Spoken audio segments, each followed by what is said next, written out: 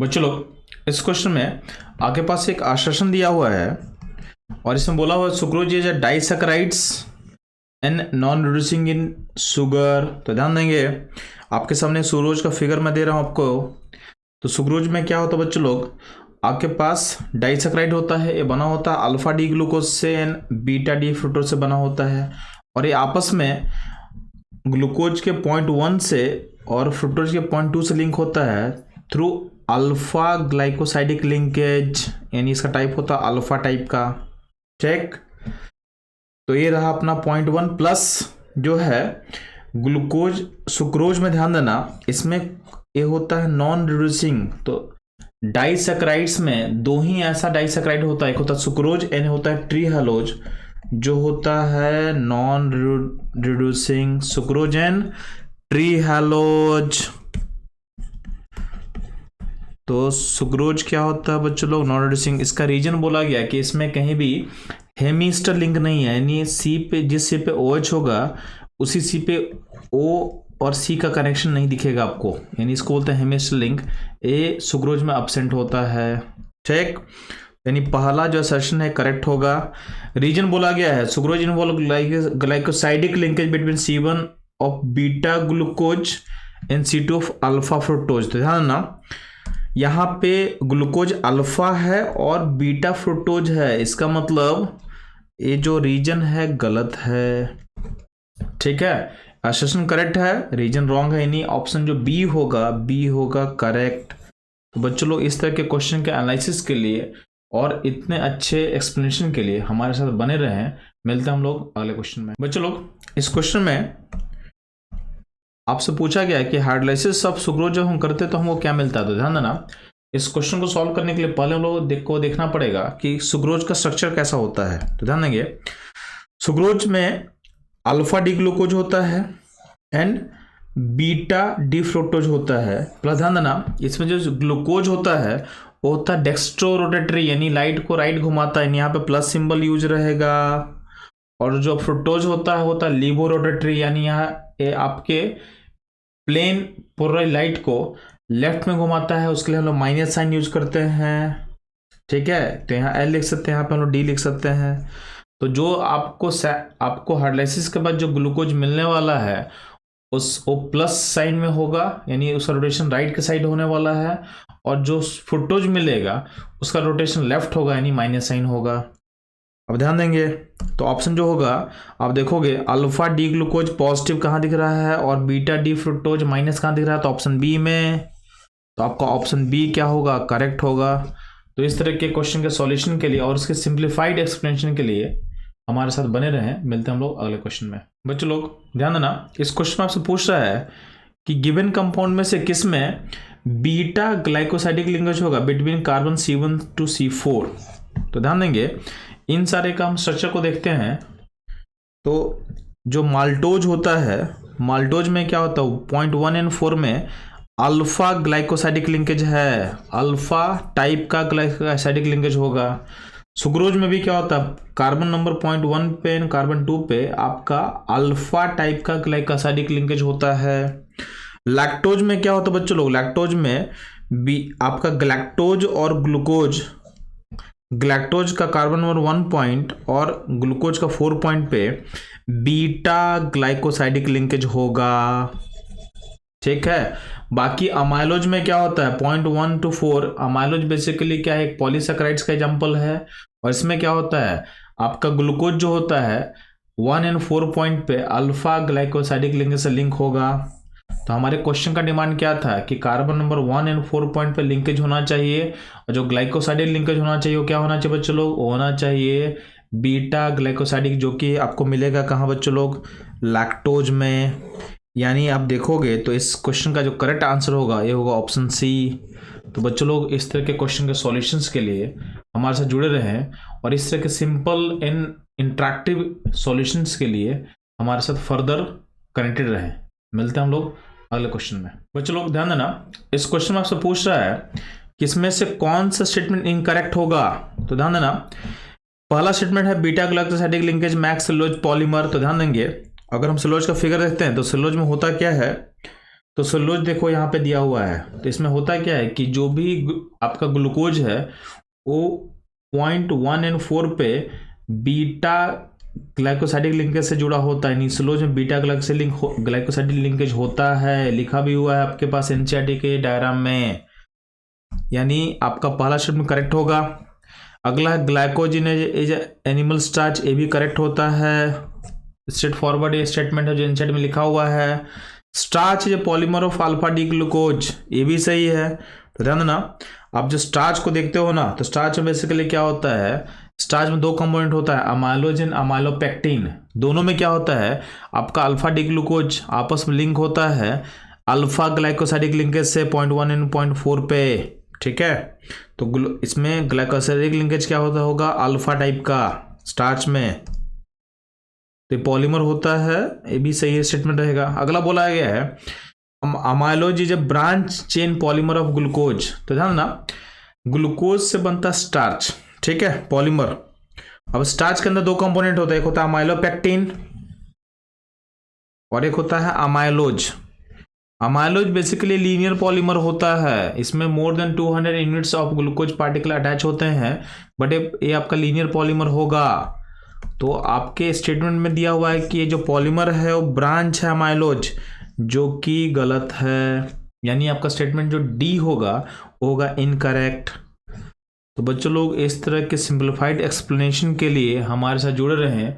मिलते हैं हम लोग अगले क्वेश्चन में। बच्चों लोग आपसे पूछा गया है कि इसमें से कौन सा केमिकल टेस्ट है जिसका यूज करके आप डिस्टिंग्विश कर पाओगे मोनोसैकेराइड्स एंड डाइसैकेराइड्स में। तो ध्यान देना, इसका जो टेस्ट होता है बारफोर्ड टेस्ट होता है, तो इसको आपको याद कर लेना है, ठीक है। तो ये टॉपिक आपके एनसीईआरटी से बाहर का चीज़ है, तो आप इसको याद कर लो, और इसके अराउंड जो भी टेस्ट लिखा हुआ ना, टॉलेंट टेस्ट, आर्डिन टेस्ट, इसको भी थोड़ा रिफर कर लेना है। मे भी हो सकता है कि दोबारा आप क्वेश्चन किसी न किसी तरीके से पूछा आ जाए, तो इस तरह के क्वेश्चन के एनालिसिस के लिए और जो टॉपिक आपको एनसीईआरटी मेंशन नहीं किया हुआ है उसको किस तरह से आपको पढ़ना है, उसके लिए हमारे साथ जुड़े रहें। मिलते हैं हम लोग अगले क्वेश्चन में। बच्चों लोग ध्यान देना, इस क्वेश्चन बोला गया है कि एक कंपाउंड ए है जिसको हम हाइड्रोलाइसिस करेंगे तो हमको D galactose and D glucose मिलने वाला है। तो बोला कंपाउंड ए क्या होगा। तो ध्यान देना, आपके सामने जो ऑप्शन है उसका फिगर मैं लिख चुका हूं, तो ध्यान देंगे। आप देखोगे लैक्टोज को, आप देखोगे तो लैक्टोज में देखोगे लैक्टोज किससे बना होता है, तो बीटा डी लैक्टोज और बीटा डी ग्लूकोज अगर लिंक होता है 0.1 to 0.4 में बीटा ग्लाइकोसाइडिक लिंकेज से तो ये बनता है, यानी इसको हम तोड़ेंगे तो डी ग्लैक्टोज मिलेगा और डी ग्लूकोज मिलेगा, यानी आपका जो आंसर होगा इसका आंसर होगा लैक्टोज, यानी ऑप्शन सी सही होगा। तो बच्चों लोग इस तरह के इंटरेस्टिंग एक्सप्लेनेशन के लिए हमारे साथ जुड़े रहे। मिलते हैं हम लोग अगले क्वेश्चन में।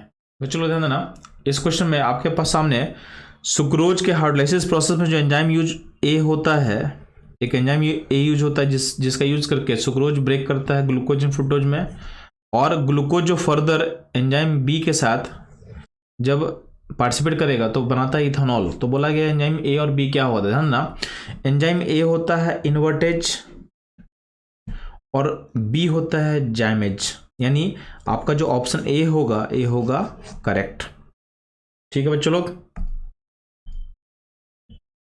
तो इस तरह के क्वेश्चन के एनालिसिस के लिए हमारे साथ जुड़े रहे। मिलते हैं हम लोग अगले क्वेश्चन में। बच्चों लोग आपसे बोला गया है कि इसमें फ्रुक्टोज किसका एग्जाम्पल होगा। तो ध्यान देना, आपको पता है फ्रुक्टोज में कीटोन ग्रुप होता है, और ऊपर नीचे हम देखेंगे तो कितना कार्बन होता है, तो आपके पास 6 कार्बन टोटल होता है। तो कीटोन ग्रुप है, साथ में 6 कार्बन है,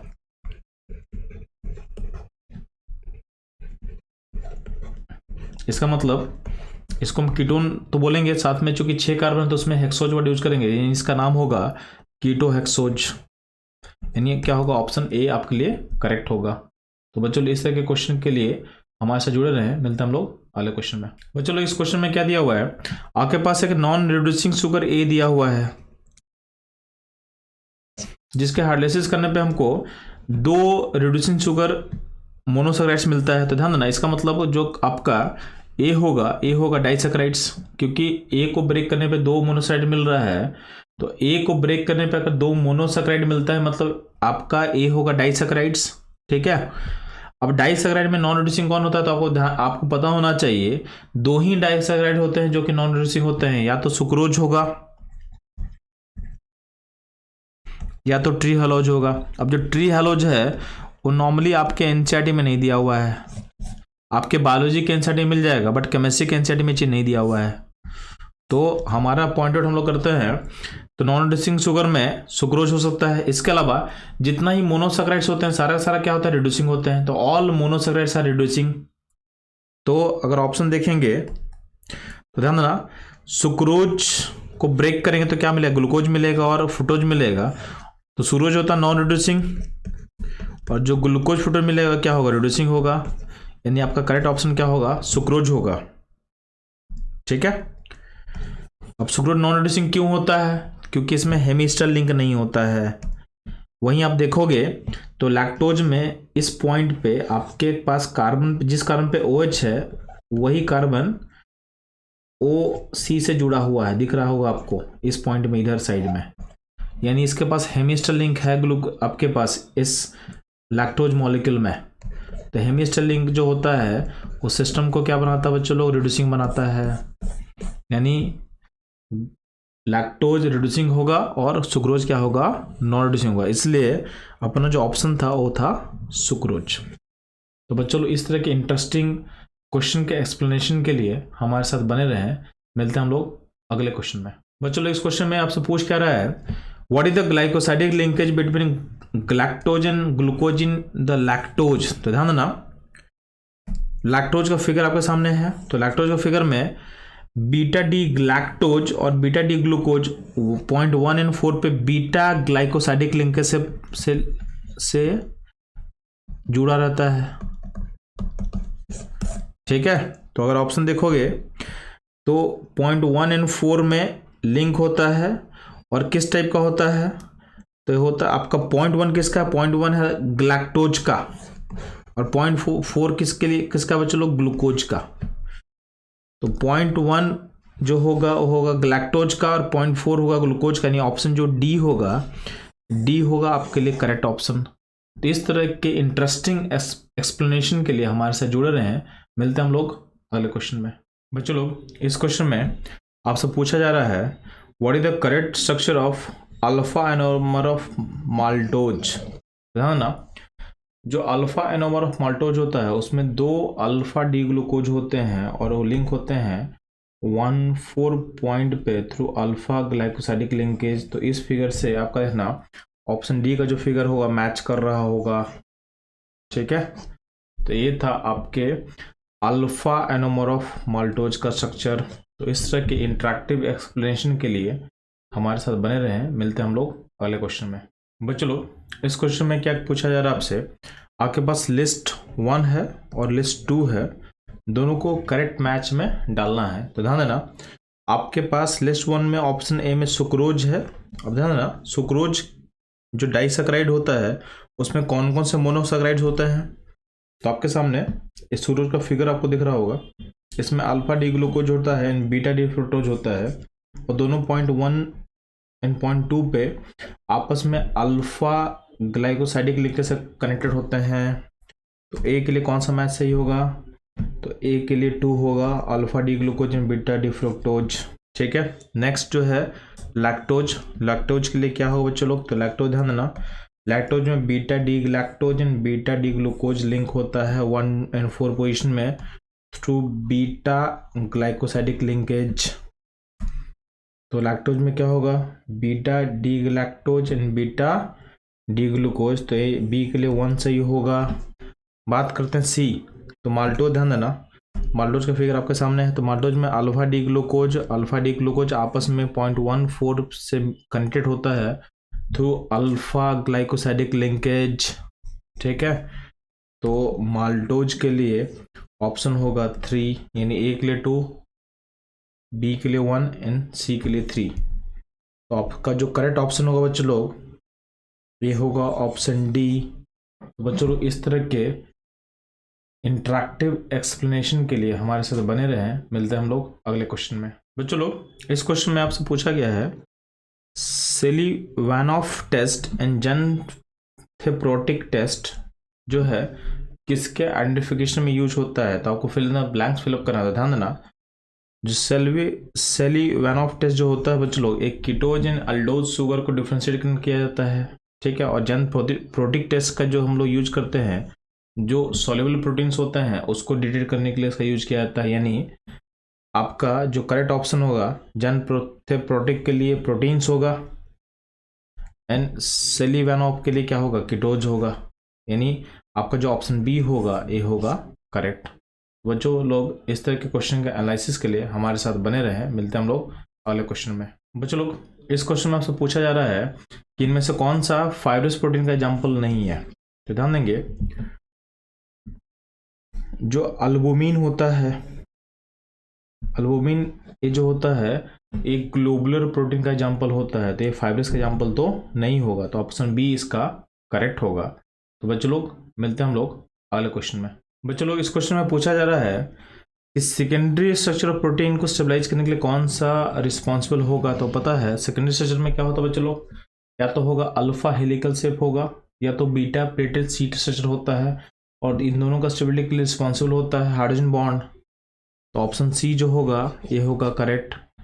तो स्पेसिफिकली अगर आपसे पूछा जाए कि सेकेंडरी स्ट्रक्चर के लिए कौन सा इंटरेक्शन फोर्स उसको स्टेबल रखने के लिए रिस्पॉन्सिबल होगा, तो आपका आंसर होना चाहिए हाइड्रोजन बॉन्डिंग। ठीक है बच्चों लोग, तो इस तरह के सॉल्यूशंस के लिए हमारे साथ जुड़े रहें। मिलते हैं हम लोग अगले क्वेश्चन में। बच्चों लोग इस क्वेश्चन में आपसे पूछा जा रहा है इसमें कौन सा अमीनो एसिड ट्राइसिन होगा। तो ध्यान देना, जो अमीनो एसिड होता है उसमें क्या होता है, COH होता है, और यहाँ पे CH होगा, यहाँ पे NH2 होगा, और यहाँ पे एक R ग्रुप होगा। तो बेसिकली आपको अगर इस R को पहचान लोगे तो इस अमीनो एसिड को पहचान लोगे। ठीक है, तो ट्राइसिन होने के लिए अगर हम देखते हैं तो ट्राइसिन के लिए R ग्रुप क्या होना चाहिए, तो अब देखोगे ट्राइसिन के लिए R ग्रुप होना चाहिए वाला, जिसको हम ड्रॉ करके दिखाया है। तो ऐसा कुछ होना चाहिए आपके पास, CH2 12 पोजिशन पे OH होना चाहिए। अब देखो इसको अगर लगा देंगे, इस R को अगर हम लगाते हैं, इसको अगर हम R मानते हैं और लगाते हैं अपने इस पॉइंट पे, तो ये हो जाएगा आपका ट्राइसिन। और ये किससे मैच कर रहा है, तो मैच कर रहा है ऑप्शन बी के साथ। ठीक है, तो ये हो गया टायरोसाइन का स्ट्रक्चर, टायरोसाइन का स्ट्रक्चर। बच्चों लोग इस तरह के इंटरेक्टिव एक्सप्लेनेशन के लिए हमारे साथ बने रहें। मिलते हैं हम लोग अगले क्वेश्चन में। बच्चों लोग इस क्वेश्चन में आपसे पूछा जा रहा है कि इसमें से कौन सा इंटरेक्शन है जो आपके alpha helical structure of protein के स्टेबिलिटी के लिए रिस्पॉन्सिबल होता है। तो ध्यान देना, आपको पता है कि अल्फा हेलिक्स जो स्ट्रक्चर होता है प्रोटीन का बेसिकली सेकेंडरी स्ट्रक्चर होता है। इसका मैं फिगर आपको दिखा रहा हूँ। तो इसमें होता क्या है, इस स्ट्रक्चर में आपके पास क्या होता है कि एक जो चेन का एक जो CO पॉइंट है उसका जो O कॉलोन पर है, दूसरे पॉइंट के नाइट्रोजन के हाइड्रोजन से क्या होता है, क्लब करता है। ठीक है, through H bonding, through H bonding. तो ये जो हाइड्रोजन बॉन्ड इंटरेक्शन जो यहाँ पे दिख रहा है, यही अल्फा हेलिकल शेप के स्टेबिलिटी के लिए रिस्पॉन्सिबल होता है। तो अपना जो ऑप्शन होगा, ऑप्शन सी क्या होगा, करेक्ट होगा। तो चलो इस तरह के इंटरेक्टिव एक्सप्लेनेशन के लिए हमारे साथ बने रहे। मिलते हैं हम लोग अगले क्वेश्चन में। चलो इस क्वेश्चन में आपसे पूछा जा रहा है कि आपके पास 4 अमीनो एसिड है, glycine, leucine, aspartic acid and histidine, और ये चारों क्लब करके एक टेट्रापेप्टाइड फॉर्म करेगा। तो उसमें कितना पेप्टाइड लिंकेज होगा। तो ध्यान देना, जितना अमीनो एसिड होता है उससे पेप्टाइड लिंकेज एक कम बनता है। यानी यहाँ पे 4 अमीनो एसिड है तो पेप्टाइड का नाम रखेंगे टेट्रापेप्टाइड, बट उसमें जो पेप्टाइड लिंकेज का नंबर होगा वो क्या होगा, 3 होगा। तो इसका आंसर क्या बोलेंगे बच्चों लोग, 3।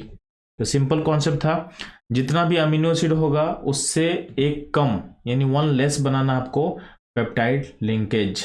ठीक है, तो बच्चों लोग इस तरह के क्वेश्चन के एनालिसिस के लिए हमारे साथ जुड़े रहे। मिलते हैं हम लोग अगले क्वेश्चन में। बच्चों लोग इस क्वेश्चन में आपसे पूछा जा रहा है कि find the total number of charge negative on tetrapeptide, और टेट्रापेप्टाइड का यहाँ पे सीक्वेंस का लिंकेज दिया हुआ है। तो पहला जो अमीनो एसिड है ग्लाइसिन है, सेकेंड ग्लूटामिक एसिड है, थर्ड क्या है एस्पार्टिक एसिड है, एंड फोर्थ क्या है टायरोसाइन है।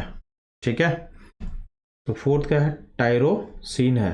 तो ये सारा आपके पास अमीनो एसिड का लिस्ट है जो उसमें इन्वॉल्व होने वाला है। तो ध्यान देंगे, जो भी अमीनो एसिड इन पॉइंट पे होता है, तो इन पॉइंट पे जो अमीनो एसिड होता है उसका, तो यहाँ पे ग्लाइसिन एक इन पॉइंट पे है, एक टायरोसिन है। इसका मतलब आपके टेट्रापेप्टाइड फॉर्मेशन में एक का सी एसिड चला जाएगा तो दूसरे का NH चला जाएगा, ठीक है। तो किसी का भी मान सकते हैं, मान लेते हैं ग्लाइसिन का CO गया है तो इसका NH2 लेफ्ट साइड बचा हुआ रहेगा, और अगर मान लेते हैं टायरोसिन का अगर N गया है तो इसका जो COH सिस्टम होगा वो इस पॉइंट पे होगा। तो मान लेते हैं ग्लाइसिन है और एक टायरोसिन है, ठीक है। तो यहाँ से अब टायरोसिन में ध्यान देना, आपके पास क्या होता है, फिनोल सिस्टम होता है, तो वह मैं आपको दिखा दिया। बाकी जो भी अमीनो एसिड बीच में आएगा उसका NH2 और COH दोनों चला जाएगा।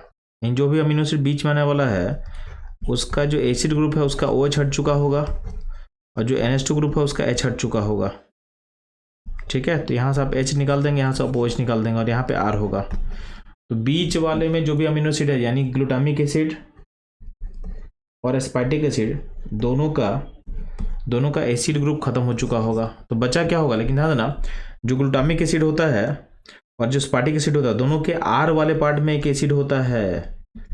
तो आपको ये चीज ध्यान देना है कि ग्लूटामिक एसिड के R वाले पार्ट में भी एक एसिड ग्रुप होगा, और एस्पार्टिक एसिड के जो R वाले पार्ट में भी एक एसिड होगा एक्स्ट्रा, क्योंकि ये सब एसिडिक अमीनो एसिड होता है। अब pH करोगे 12.5 तो उस केस में क्या होगा, उस केस में नेगेटिव कहाँ क्रिएट होगा, तो 12.5 हाईली बेसिक मीडियम है, तो उस केस में क्या होगा, चलो जितना भी एसिड है वहाँ से H निकल जाएगा, तो H निकल जाएगा, नेगेटिव यहाँ बनेगा, H निकल जाएगा, नेगेटिव यहाँ बनेगा, यहाँ से H निकाल दोगे, नेगेटिव यहाँ बनेगा, और फिनोल सिस्टम का भी H निकाल के नेगेटिव यहाँ बनेगा। तो टोटल नेगेटिव कितना होगा, चलो तो टोटल नेगेटिव जो होगा वो 4 फॉर्म करने वाला है, ठीक है बच्चों लोग। तो इस तरह के इंटरेक्टिव सॉल्यूशन के लिए हमारे साथ जुड़े रहें। मिलते हैं हम लोग अगले क्वेश्चन में। बच्चों लोग इस क्वेश्चन में पूछा जा रहा है, यहाँ पे आपका यूरासिल का अलग अलग आइसोमर ड्रॉ करके दिया हुआ है, ठीक है। और इसमें पूछा गया है इनमें से कौन सा आइसोमरिक फॉर्म जो होता है यूरासिल का जो आपका RNA में प्रेजेंट होता है। तो ध्यान देंगे जो RNA में प्रेजेंट होता है यूरासिल उसका फिगर मैं आपको दिखा रहा हूँ। तो ये ऐसा फिगर होता है, इसमें C+O के बीच में NH है, और उसके इधर में कार्बन का डबल बॉन्ड है, और यहाँ पे NH है। तो अगर इसको देखोगे तो ये मैच करेगा ऑप्शन आपके A के साथ। दो डबल बॉन्ड के बीच में NH है, कार्बन का डबल बॉन्ड है, और यहाँ पे N के साथ H जुड़ा हुआ है। तो ये जो फॉर्म है ये फॉर्म प्रेजेंट होता है आपके RNA में। तो बच्चों लोग इस तरह के सॉल्यूशन के लिए हमारे साथ जुड़े रहें। मिलते हैं हम लोग अगले क्वेश्चन में। बच्चों लोग इस क्वेश्चन में पूछा गया है कि थायमिन एंड पायरिडॉक्सिन को और किस नाम से जाना जाता है। तो थायमिन को हम विटामिन B1 बोलते हैं, और पायरिडॉक्सिन को हम लोग विटामिन B6 बोलते हैं। तो इसका जो करेक्ट ऑप्शन होगा ये होगा ऑप्शन A। तो बच्चों लोग मिलते हैं हम लोग अगले क्वेश्चन में।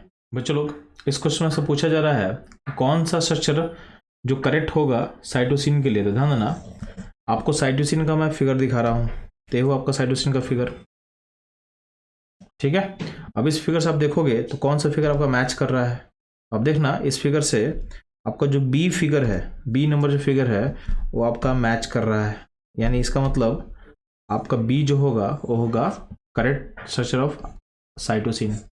बच्चों लोग इस तरह के इंटरेक्टिव सॉल्यूशन के लिए हमारे साथ जुड़े रहे। मिलते हैं हम लोग अगले क्वेश्चन में। बच्चों लोग इस क्वेश्चन में आपके सामने एक स्ट्रक्चर दिया हुआ है और बोला गया ये जो स्ट्रक्चर है इसका कॉम्प्लीमेंट्री बेस पर क्या होगा DNA में। तो ध्यान देना ये जो गिवन स्ट्रक्चर दिया हुआ है ये आपका थायमिन का है,